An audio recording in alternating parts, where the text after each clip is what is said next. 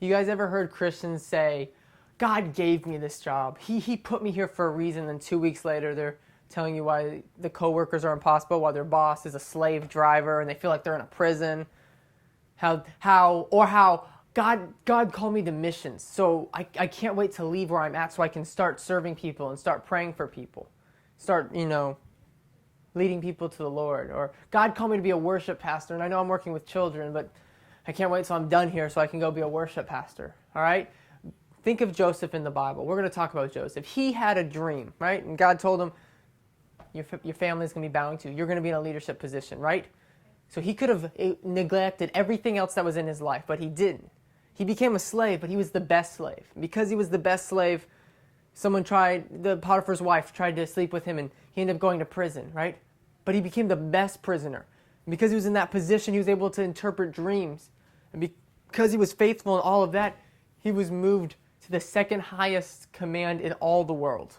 Second most powerful man in the world. Why? Because he was faithful with where he was. And he understood, God, that's where I'm going, but you have me here for a reason. Whoa. I don't hear people say that enough. God, why am I here? I hear people say, God gave me this job. Once they get that job, they stop listening to God as to why he gave you that job.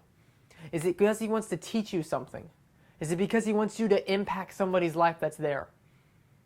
Both. All of the above, probably. But we stop listening to God.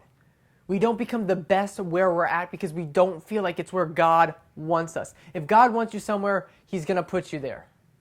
Okay? So when Joseph was a slave, he goes, I'm going to be faithful in this. I'm going to be the best slave. You talk about your boss being a slave driver and you feel like you're in prison at work, be the best slave and the best prisoner you can be. Become the most highly promoted.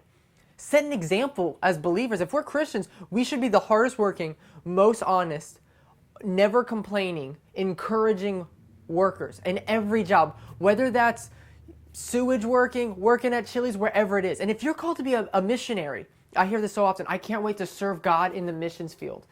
Well, if you work as a hostess, as a server, in any job where you interact with people, you're on a missions field. If you go to college, I hear people going to college saying, I can't wait until I get to go serve God overseas and I'm done with college. You're on a missions field. Why does God have you where you're at? He wants to teach you how to lead people to the Lord on college so that when you go overseas, you'll be prepared.